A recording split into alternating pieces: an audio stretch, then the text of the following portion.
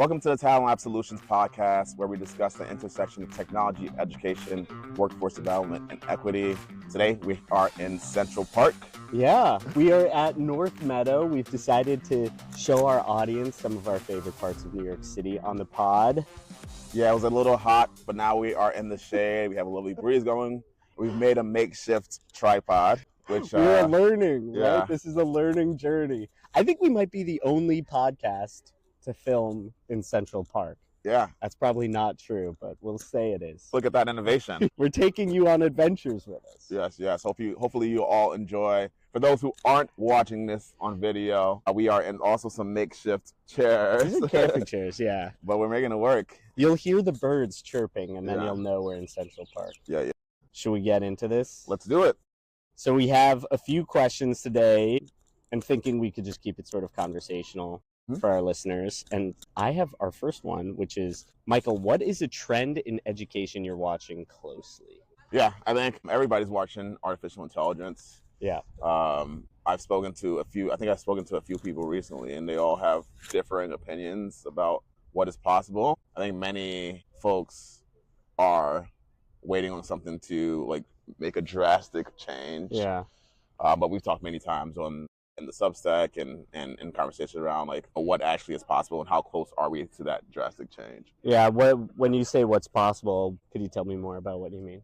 Yeah, there's always a conversation around how much technology has changed the classroom, how big of an impact technology has had. Like the classrooms that we have today basically look like the classrooms we had 100 years ago. Yeah. So obviously the technology is being used in some ways, and things are easier. But I think we are still all waiting on that drastic change that will change outcomes significantly. What we're seeing now is outcomes not going up; they're actually going down in many cases. So that's really sad to see for all these advancements. Yeah, it's interesting. I think you're right. Like a lot of the AI we have seen has not really drastically changed what is possible in the classroom. Like you have a lot of ChatGPT wrappers. You have a lot of new ways for students to cheat, but I don't think any of that has really turned into transformational tech in the classroom yet. Yeah, I guess one of the things I'm most excited to see is things that just save teachers time. We're both former teachers, and we know, many people in education in the classroom right now who are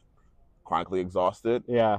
And working their butts off, many hours a week. Yeah. Over, what is traditionally thought of as teacher hours to make sure that they can meet outcomes. So whatever advancements through AI that can support the livelihood of teachers is the ones I'm most excited about. Yeah.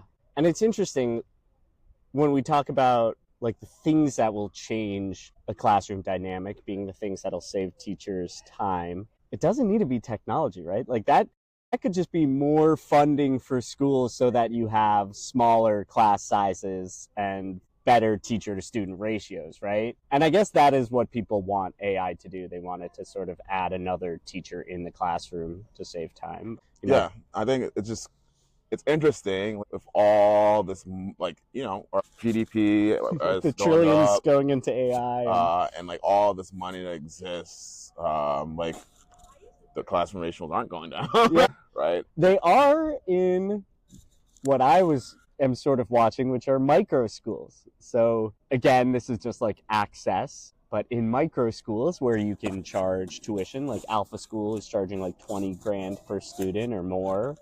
Yeah, you have better student to teacher ratios, but that isn't some revolutionary tech being unleashed. That is just more money. I guess.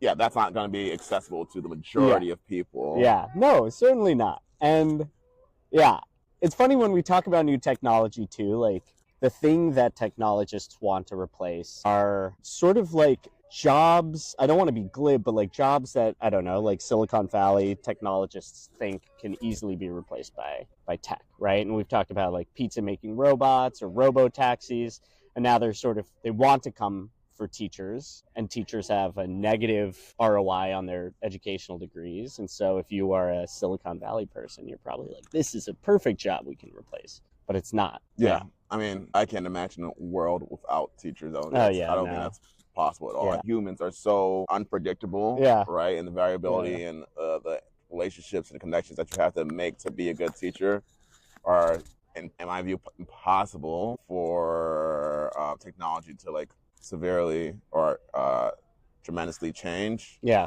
But there can be tools that support teachers in doing Yeah, that for stuff, sure. like tools that extract data and provide teachers with better data Ooh, to that's a good one. help them do their jobs. Yeah. Shout out to humans. We need them. That's Yeah. why all of these sort of like AI chatbots, I think, are struggling, right? Like everyone thought the utility of Yeah. you can replace a call center employee with an AI chatbot. You could replace a tutor with it. And that is actually, it's hard to motivate a kid to learn when they're doing ChatGPT prompts. Well, yeah. I mean, they have to actually respond. Yeah, and build relationships. Yeah. Yeah. It's like kind of like whenever I get a random phone call, and sometimes it's like a robot in which I immediately hang up. Yeah. And sometimes it's a person in which I listen for 5 seconds and then hang up. Yeah. The human gets 5 more seconds of your time. The human gets 5 more seconds. Yeah. That's interesting. Yeah, I too am waiting for this sort of transformational tech from AI, and I'm sure it will come, right? I know we're not Luddites hating on this technology. We spend a lot of time, I think, hating on AI and the tech, but it will have some transformation. 100%. But we have to be careful about whether those benefits are distributed, sort of accessibly throughout society, or whether it is just the really rich kids in Elon Musk's micro school who are getting the benefits. I think something we always have to remember at technology, it has to be leveraged by humans. Yeah. Right? Yes, technology like does get rid of some stuff. Like in order for it to work really well, yeah, it has to be leveraged by humans. Yeah. And so that's what my view is on like what the future will hold. Yeah. Like really powerful technology leveraged by really good people. Yeah. And more better teachers. Yeah. You mentioned micro schools is something that you're watching. What are your thoughts there? Yeah, I mean, I think micro schools are sort of emblematic of decreasing trust in public education, right? Especially by I think across every socioeconomic stratus, right? It's why charter schools are proliferating. But I think they're symptomatic of the fact that people aren't seeing the outcomes they want in traditional public schools. And I think you are now seeing a lot of smaller micro schools pop up. We talked about alpha schools being sort of one of these, where 2-hour learning, they claim that they can sort of get 8 hours of curriculum instruction in 2 hours per day. And I'm sure you can, but I think this is just sort of the same thing packaged differently around, why private schools, homeschooling, get better outcomes, better zone of proximal development. The parents are more involved. I do think what is different about micro schools is they're channeling something that I think charter schools started, which is they can get scale. So like when you have a private school like St. George School, Newtown, Pennsylvania. Shout out. Bucks County. Right, like it's hard to scale because it's just one school. They don't have the buying power to negotiate for cheaper curriculum or like better technology, or whereas the charter school like KIPP, Achievement First, these are big networks, right? Yeah. Like tens of thousands of students. They can sort of scale better retirement plans for teachers and things like that. And I think that micro schools similarly can scale their LMSs, curriculum instruction, in a way that, your one-off private school can't. And I think this goes back to like AI and the things that AI lets you scale. I am cautiously optimistic about what micro schools can do. I think the worry I have is they will take more students out of traditional public schools. And then you end up in the death spiral that we talk about a lot. Yeah. My next question for you, I guess, would be like, which ones are you watching? Which ones, like, what elements of those schools do you feel like are like working, or maybe and also not working? Yeah. One of the things I like about 2-hour learning is they do a lot of project-based learning, and I think that is commendable and something that we should actually try and return back into traditional curriculums. Right? Is students learning by doing? They get more real-world skills by like building a business. AI lets you build things faster. You can build a website, or like a MVP of a product much faster. And so I do like that sort of project-based learning. Think whether or not you can teach a kid in 2 hours, like what a traditional public school takes 8 hours to do is up for debate. But I do like that they are challenging the like time-based notion of class, Mhm. right? Like we put students in school for 8 hours a day for 170 days a year because that is sort of how it just aligns to their parents' work calendars. But that might not actually be the optimal way to organize instruction. Yeah, I think experimentation is usually good. Yeah.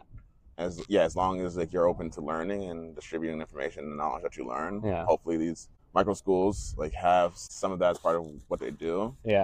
So everyone can like see what's possible and learn from those spaces. We also talked about this in our Substack. Shout out to our Substack subscribers 2 weeks ago. But in Iowa, the state, I think it's Iowa, either Iowa or Idaho, one of the two. Their state Congress is trying to pass like tax incentive for private schools so that you could, get a tax payer funded voucher to send your kids to a school of your choice, and it's being challenged by school unions and school districts there, so it'll be interesting to see. But that is an interesting thing that I'm curious to get your take on, is like, should I be subsidizing you sending your kid to private school?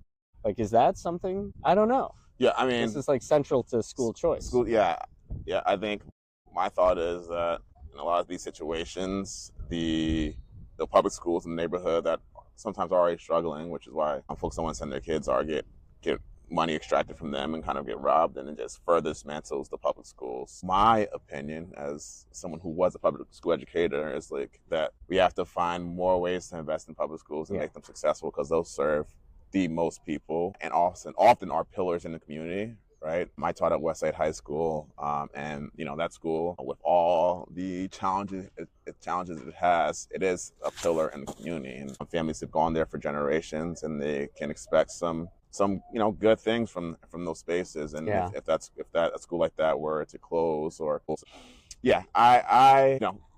on the other hand, I went to George School.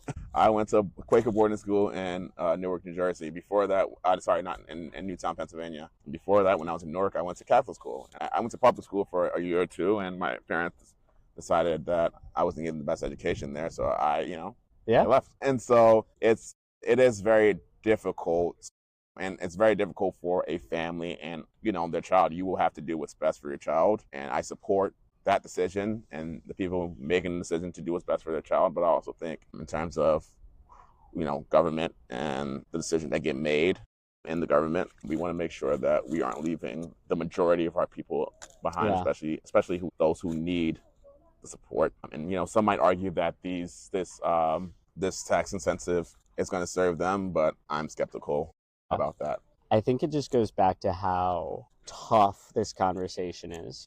Like, it's easy for me to say how important traditional public schools are, but like my wife also went to Patterson public schools, and then her parents pulled her out, sent her to a different public school. But I think like in an ideal world, you just have a really well-functioning public school system. We live in a world of flux where a lot of public schools are struggling, parents pull those kids out, and now you have kids left behind in those. And it's tough. The solution, I think, is sending those checks to support traditional public schools. Yeah, I mean, it's all about what people want to invest in. Like, if let's say a bank is struggling, they'll get an influx of money from the government potentially and get bailed out. And not to say that doesn't happen with schools as well. Obviously, that happens with schools, and obviously it's a completely different model. So I'm kind of tongue in cheek there, but again, I think we need to invest in our communities and the systems and the different pieces of that community that make it a community. And so that's my thought there. No, agree. As someone who went to a Catholic school and a Quaker school. So. Should we go to the next question? Let's do it. Would you rather teach a class of 100 students online or 10 students in person with no tech tools at all? And then which do you think would be more effective for learning? That's an easy answer for me. I think I am a strong believer, and maybe it's me being old school, of being in person, and again, the power and that has in terms of outcomes. And even in my experience now, working at the Marcy Lab School, a lot of people need the structure, the accountability, and the social support that these in-person spaces can provide. I actually launched a professional development program to support people get jobs in the tech industry for our alumni at the Marcy Lab School. And Yeah. we have a high dosage version, which goes for 6 months and about 2 to 3 times a week in person. And then a low dosage version that I piloted a little bit ago that was once a month. And in the feedback that Was that one in person or? yeah, once a month in person.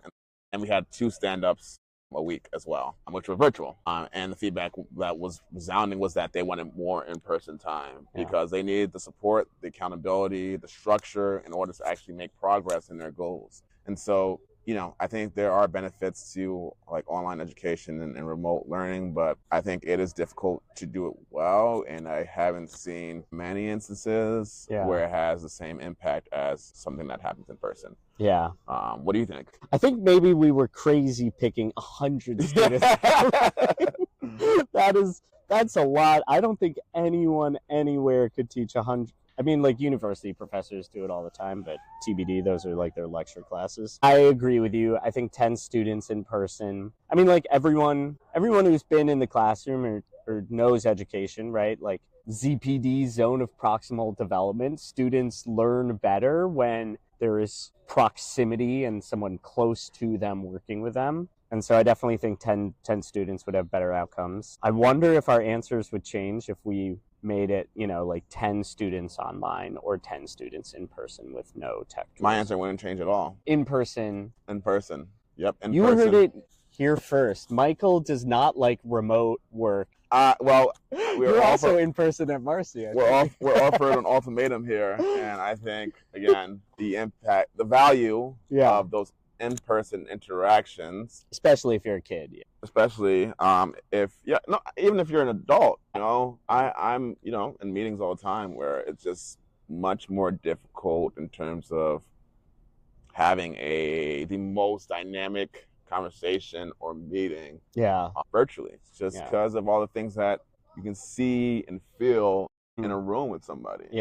Right. Like I can see someone about to speak. That's a good point. Or I can see someone like looking like they want to say something in a way that is much more difficult and if you're in like a 20-person Zoom meeting. And studies show that if you are in a Zoom meeting, I am notorious for this. You look at your own and I hadn't even thought about what you mentioned about like seeing when someone is about to speak or wants to talk. That's a really interesting one.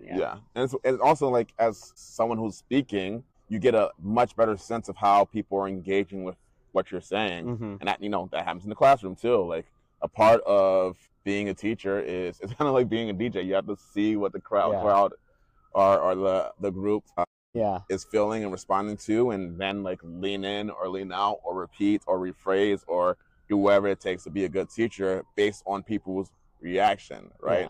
And when you're talking to a screen, if a lot of times it does feel like you're talking to a screen. Especially, you know, when some people don't want to turn on their cameras. I mean, like accountability is a huge part of teaching and education, right? I mean, I took a class through the London School of Economics, one of their like virtual classes, like data analytics, and zero accountability. I think of the like 30 people in my cohort, maybe like 4 finished it. For a lot of the reasons you were saying. And maybe it's again like I think a lot of people are doing this like virtual education poorly, and I think there are ways to do it better that can make it just as powerful as maybe not just as powerful, but it's harder. I've met a few like New York DOE teachers who teach at virtual schools, and they're phenomenal teachers. I do not envy their job. I don't think I could do it. So I mean, now we've learned like instructional tools still don't really hold a candle to the value of like the relationship building and like zone of proximal development that teachers can offer. Though they can amplify it. They definitely can. And then I will say #amplify my employer. I will say that like the tools that we use outside of the classroom are incredibly helpful. Right? To do all the things that a teacher has to do outside of teaching, planning or preparing or analyzing student data or communicating with parents or whatever it may be. Those tools have really changed, helped a lot of teachers do their jobs better. Yeah, for sure. Or accessing like a date, like teachers pay teachers, like accessing all those tools from different, or yeah. They've definitely made it better. Teaching tools and technology in the classroom have been phenomenal, but yeah, pen and paper over just online. Whiteboard. Yeah. Board. All right, next one. You ready? Yes. If you could instantly master any skill, what would you choose and why? Master, I think this, I don't know if it's a cop-out answer, but it's just master communication. Like master the ability to communicate with diverse audiences and stakeholders in ways that engage them and resonate with them. And as a teacher, like that is a master skill, right? Every student in your classroom is different, and being able to communicate with them in a way that serves them is your job. That would be. You're already a pretty good communicator. But I want to be a master. Yeah. Pick a fun one too, though. I have if instantly mastering it, I would be like AI software engineer, AI engineer. Instantly master. I think you got that one. Meta would hire me for $1 billion. Yes. There was that guy who turned down, I think, $1 billion offer, which is interesting. Yeah, I don't believe it, but I would say master new languages, but it's interesting with, AI and the new Apple AirPods that can. Have you seen those? I haven't seen them in person. I haven't seen them in action. But I've heard they exist. Yeah, they don't let you speak the language. Yeah, but they at least. If everyone in the room is wearing them, I think it works. But I would say communication is a good one. I would say cooking. I would love to just become a master chef just for the things that I do daily. Would that mean you become a chef and leave education forever? No, I would never leave education, mainly because I've seen horror stories of chefs' lives. My cousin, Michael Crespo, at the restaurant Hugo, just won his first Michelin star. Well, congratulations. His life seemed like a nightmare for a long time, but now seems like it's okay. I would do it just so I could cook my wife the food she wants, which are... Oh, that's so sweet. She loves things that are, definitely beyond my skill set. I'm not great. I'm not great in the kitchen. Do you have another answer, or are you sticking with communication? I guess my really fun one would be being able to teleport or something. I don't know if that counts. I guess that's a skill. Now we're saying superpowers. Now we're saying superpowers, but I'll take it. Teleportation would be good. Yeah. Fun fact: when I was applying to college, one of the questions on the Common Core app or whatever. Common app. Yeah, Common Core app. Oh boy, Common app was what superpower would you have? And my dad is English, and so I wrote teleportation, and my dad was like a hawk over my shoulder, was like, "What does that mean?" And he made me change my answer to instantaneous transportation. Wow. Probably why I didn't get into probably does this kid mean teleportation? And fun fact, instantaneous transportation. That is so funny. Okay, this is that speaks to a different experience that I had when my dad did not master communication. What was your experience? Yeah, both my parents didn't go to college. So I was the first person in my family to go to college. So they weren't I don't think they even knew I wrote a college essay. Probably. Yeah. I'm sure they did, but yeah. Yeah, difference in ability to support. Yeah. Yeah. It is. Again, another effed up aspect of college applications and access. My wife had sort of similar experiences where filling out financial aid applications was not something her parents were able to help her navigate with. And obviously, lots of student loan debt because of it. Yeah. I think, there was a few scandals, I think, a couple years ago where just celebrities were just paying so much money to get their kids into school. Yeah. And I'm sure it still happens behind the scenes, but. Oh, I'm sure. We're living in New York City where you can hire college college tutors and people who can help you with applications. Yeah. Yeah, they were lying. They were saying they were on their varsity row teams. Yeah. All right. Which is more important for EdTech innovation? Ooh, this is a good one. A breakthrough in user experience or a breakthrough in pedagogy? Why? We did a good job coming up with these last week. These are some good thinkers. Yeah. My first answer is user experience because That's I think the product person in you. yeah, I mean, a lot of the issues with technologies is nobody really wants to use them. Yeah. Right? Unless the teacher or someone is standing over your shoulder Yeah. doing it. But if someone can become, I'm using air quotes for the people who are listening, addicted to a learning platform, just like, you get addicted to like reading a book, then you could make a lot of change and a lot could happen with learning if we can crack that code. Yeah. I'm like, people spend hours and hours on TikTok, I spend hours on TikTok today. So Yeah. yeah. So like apply that to EdTech. Yeah. Yeah, it's interesting. I'm sort of torn because on the one hand, I do agree with you. I think like a lot of instructional resources are sort of the same, right? Like Pearson, McGraw-Hill, all sort of the same textbooks that you read in college but if you cracked a really good user experience, like I think like Duolingo did for language acquisition, then that's revolutionary. But I also think back to like, New York City. We're in Central Park. We're actually right next to Columbia University-ish, where like Lucy Calkins, for some of our listeners, was a professor at Columbia who sort of pioneered this incorrect instructional curriculum called units of study. And for decades, we were just teaching kids how to read poorly. And there's a really good podcast, if you need another one, called Sold a Story About It. And over the last few years in the US, we've started we had a pedagogical reawakening to the science of reading. And so I think that is like an interesting move where like pedagogy can sometimes unlock like, oh, we've been doing this poorly forever. And even the best user experience wouldn't have really improved that. But now we actually understand how language acquisition works differently. But I'm torn because you're right. Like, yeah, if only we could TikTok learning. These questions always answer is both. Yeah, that should be the theme of our podcast is it's not clear cut. I've heard the Chinese version of TikTok, they have much more like instructional content on there. You can like look for science and I haven't looked I know there's like a STEM page on TikTok, which sometimes I look at, but I think there's a difference obviously between like learning or like random stuff and then like learning. I don't learn anything on TikTok. That's not good. Yeah.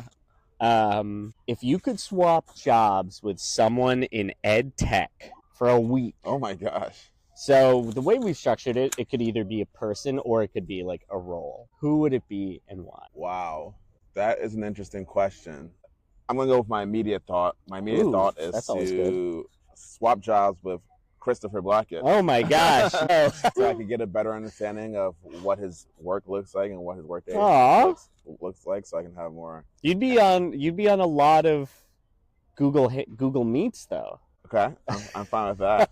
I thought you don't like remote work. I mean, I'm on Google, I do go to the office calls all every the time. Week. Yeah. Because I just speak to so many people in my job. But just to get a sense of more empathy for his experience, tap into all the knowledge that he gets every day. So that'd be my immediate answer. Well, I do. Some of the good things about my job are being on like go-to-market product marketing. I sort of sit at the intersection of a lot of teams, which I love. Yeah. So I get to work with our product teams and see what they're building. I get to work with our like traditional marketing teams to help with like marketing campaigns for teachers, but also get to work with like our PD teams who go into classrooms. So it's nice. I get to sort of see how the sausage is made. I would pick you, but I feel like that would be cheesy. So I'm trying to think of I think I might pick Linda McMahon. I would swap roles with Linda McMahon just to get a better understanding of what our Secretary of Education does. And then also like in that one day, maybe I could like do what we've been talking about and be like, actually fund all the public schools.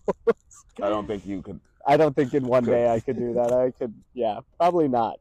But yeah, I am I say that sort of glibly, but I am curious too, like what the Secretary of Education's day-to-day is, especially, in this sort of administration where we've perhaps gotten rid of a lot of people in that. Anyways, I'll move on. Imagine how much access to information and data you would have in that position around education. Like that would be that would be cool. And like the dockets that come across your desk, and then the meetings you're having. Email yourself all. Yeah. But then I think they'd remove my security clearance after that one. Oh no, we just said if you could swap for a week. I'd have it for a week. Oh yeah, you have it for a week. You can do some days. damage. You can do some damage in a week. Good. Okay, here we go. 2-hour learning. What is your wildest prediction for the future of education in the next 10 years? Is there anything that feels totally out there but exciting? Wow, that's a hard one. I'm glad we didn't come into this like preloaded for people have to listen to us thinking. Yeah. I mean, that's part of life. That's part of learning to be able to think. Yeah. Everything's See not the clear wheels cut. turning. 10 years is a long runaway. I think we will have robot student. Robot students? What do you mean by that? I'm joking. I do think that in 10 years, wildest prediction, every student will have a personalized AI like tutor or chatbot. It'll be interesting to see, if their curriculum changes or their LMS changes, how that follows them along. But I think we will be sold on this idea that every student will have a personalized tutor who like knows the arc of they'll know that this kid had dyslexia in 2nd grade, and they'll have all of the assessment data on the student, and they'll be able to like really support their instruction. So I think that is the dream state for how AI and personalized learning, and it can like build the resources and instructional like plan alongside a teacher, human in the loop, for that student. Yeah, I'm going to tag along with that idea. I think the thing I think about is when I taught special needs students when I was a teacher, my first year teacher, and we had everyone had IEPs, obviously. And so even though it was difficult, this is another story, it was difficult to access IEPs, and some teachers had like a teacher's aide with them at all times. And so having like a robot or some artificial intelligence that has, both the knowledge that an IEP supports, much more knowledge, and also like someone, whether it's a robot or someone who like knows them very well and knows like a robot, not even an AI, a robot. Yeah, a robot, like their ins, outs, human, to like support the most efficient and effective learning process for every student, I think is something I could see in 10 years. Yeah. What about, all right, last question, sponsored by higher ed. In 10 years, since you work at Marcy and, alternative to sort of college education, upskilling, where do you see colleges in 10 years? Yeah, I think there will be a lot fewer colleges. I think,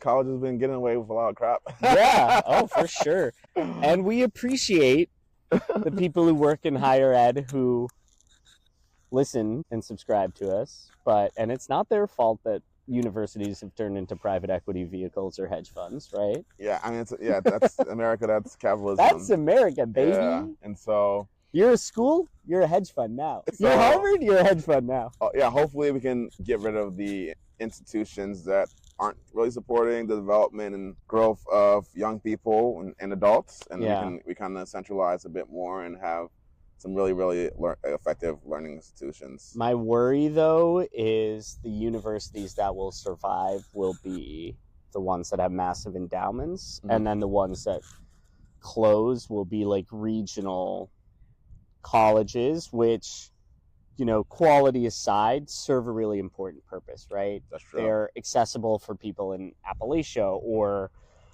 they provide employment opportunities in like Albany or Troy or things like that. And so that is my fear. I think you're right. I think a lot of them will close. I think a lot of colleges will close in the next 10 years. Something like 40% are running a deficit, but I worry a lot about I think it's going to be probably not as bad as when like being in like the Rust Belt when manufacturing was vacuumed into China. But I think it'll be bad. I think you'll have a lot of small towns that have clung to surviving through colleges that provide a lot of different types of employment, right? You have people who work in admissions who have college degrees, you have custodial staff, you have a lot of different types of jobs, and I think those are going to be gone for a lot of small towns, and I worry. And if I were Linda McMahon for a week, I would try and plan to support those colleges in small towns. Yeah, I think. I mean, as you mentioned, a lot of colleges are front for something else. Like some of these colleges are just like football. Name. Oh yeah. They're like college coach. Their football coach gets paid like $6 million. Yeah, no, totally. Which is fine, but just call a spade. You know? Late stage capitalism, watching everything turn into a hedge fund or like a gladiator sports betting casino. You want to do the outro? Yeah. Thank you for listening to the Talent Lab Solutions podcast. We hope you enjoyed our first park experience. Next time we'll meet you in another side of the park. And follow us on Substack at talentlabsolutions@substack.com. See you next time.